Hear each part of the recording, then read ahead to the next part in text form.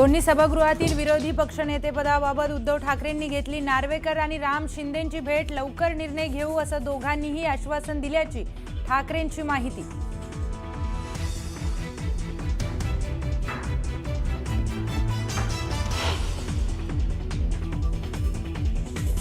गुलामानी प्रतिक्रिया द्यायची नसते हे त्यांना सांगायला पाहिजे आणि गांडूळ आणि फणा काढण्याचा प्रयत्न करायचा नसते.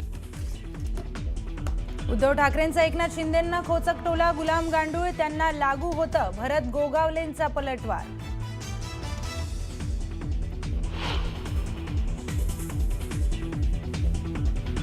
आता सभागृहात आमदार उपस्थित असताना मंत्री आगाने तर बिबट सोडा त्याच्यावर. सभागृहात मंत्री उपस्थित नसल्याने भाजप नेते सुधीर मुनगंटीवार भडकले.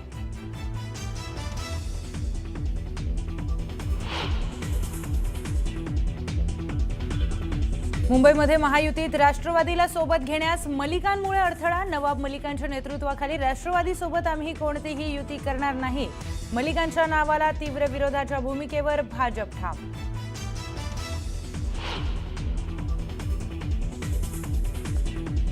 तपोवन परिसरातील वृक्षतोडीला हरित लवादाची स्थगिती. तपोवन परिसरातील एकही वृक्ष तोडू नये आणि वृक्षतोडीबाबतचा अहवाल तात्काळ सादर करण्याचेही आदेश.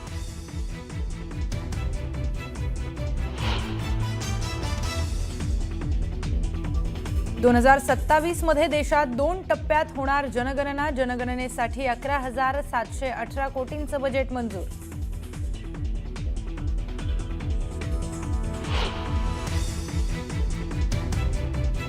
प्राडाचा महाराष्ट्र आणि कर्नाटकातील महामंडळांसोबतचा करार वादात सापडण्याची शक्यता. कर्नाटकला सहभागी करून घेण्यास कर्मचाऱ्यांचा विरोध.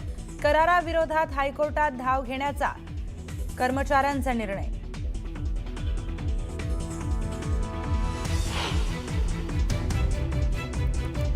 मीरा भाईंदरच्या प्लेझंट पार्कमध्ये भीषण आग. अनधिकृत फर्निचर दुकानाला आग लागल्याची प्राथमिक माहिती. आगीवर नियंत्रण मिळवण्याचे प्रयत्न सुरू.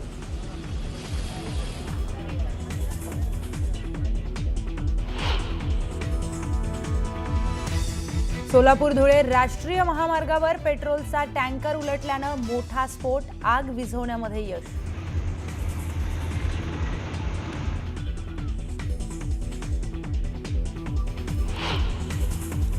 महाराष्ट्राचं राजकारण गेल्या काही वर्षात गढूळ झालंय. नेत्यांची भाषा, वर्तन कायम चर्चेत असतं. उलट आपण सभागृहातले हास्य विनोद, टोले, चिमटे, कोपरखळ्या हे सगळं मिस करतोय. पण आज बऱ्याच दिवसांनी महाराष्ट्राच्या राजकारणाची ब्युटी बघायला मिळाली.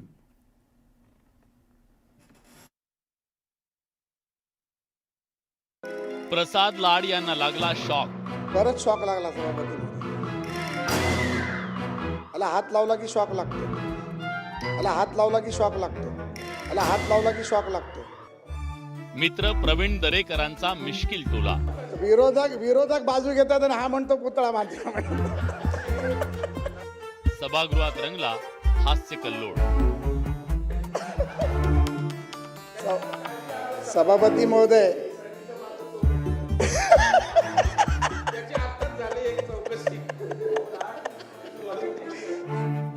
विधान परिषदेच्या कामकाजादरम्यान ही घटना घडली. भाजपचे आमदार प्रसाद लाड हे बोलण्यासाठी उभे राहिले आणि त्याच वेळी त्यांनी शॉक लागल्याचं सांगितलं. त्यानंतर सभागृहातलं वातावरण बदलून गेलं. सभापती महोदय, परत शॉक लागला सभापती महोदय. मला हात लावला की शॉक लागतो. तो एक चित्रपट होता माहितीये, त्याच्यामध्ये माईक वरती बोलता बोलता शॉक लागून पडतो, तसं होईल. या घटनेनंतर प्रसाद लाड यांनी मिश्किल शैलीत केलेल्या विधानानं सभागृहात एकच हशा पिकला. सभापती महोदय, थोडंसं सांगून अर्थिंगची जरा व्यवस्था कालही मी सांगितलं होतं, कारण शॉक लागून काय झालं तर राज्याचं नुकसान होईल. मला काय झालं तर. याच दरम्यान भाजपचे नेते आणि परिषदेत लाड यांच्या जवळ बसलेले त्यांचे परम मित्र प्रवीण दरेकर यांनीही हजरजबाबी टिप्पणी करत सभागृहाला पुन्हा एकदा खळखळून हसवलं. सभापती महोदय, असे मित्र असतील तर मग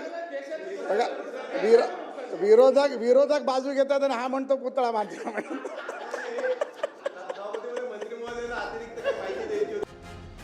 लाड यांच्या या शॉक प्रकरणावर शिवसेना ठाकरे पक्षाचे नेते अनिल परब यांनीही लगेच प्रतिक्रिया देत प्रकरणाचा SIT तपास करण्याची मागणी सभागृहात केली। त्यावर दरेकरांनी जे उत्तर दिलं त्यानं सभागृहात हास्याचा फवारा उडाला। सभापती महोदय,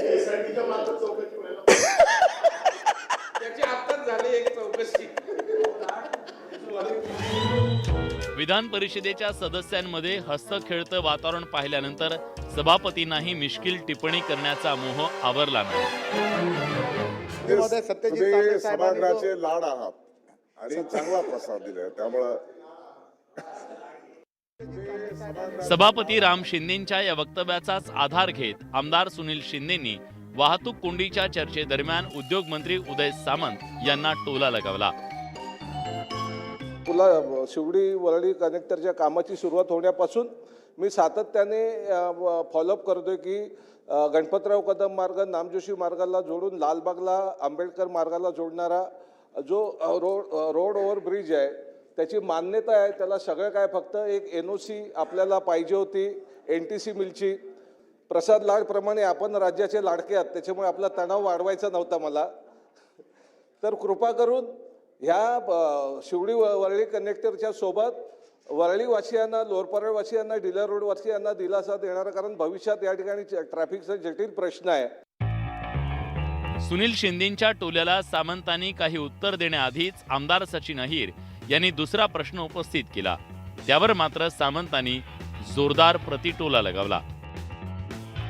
सभापती महोदय, सुनीलजी, तुम्ही सांगताना ते कोणाचे लाडके, पण संशोधनाचा विषय आहे की ते कोणाचे लाडके आहेत, मुख्यमंत्र्यांचे का उपमुख्यमंत्र्यांचे? आणि सगळ्यात महत्त्वाचा मुद्दा, मी कोणाचा लाडका आहे आपण जे विचारलं ह्याच्यापेक्षा तुम्ही आणि सुनील शिंदे हे वरळीच्या आमदारांचे कोण लाडके आहेत हे देखील आम्हाला दोघांपैकी एक कळलं पाहिजे।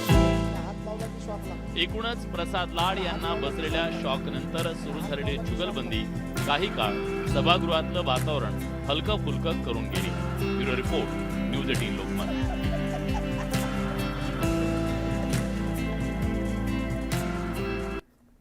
आता गावाकडच्या 50 बातम्या। महापालिका निवडणुकीच्या तोंडावर अकोल्यामध्ये उभाट्याला धक्का बसलाय। उभाठाचे माजी नगरसेवक तथा शहर प्रमुख राजेश मिश्रा आणि उपजिल्हा प्रमुख तरुण बेगरे यांच्यासह माजी नगरसेवक आणि पदाधिकाऱ्यांनी शिंदेंच्या शिवसेनेत प्रवेश केला। महापालिका निवडणुकांच्या तोंडावर ठाकरेंना मोठा धक्का बसला आहे।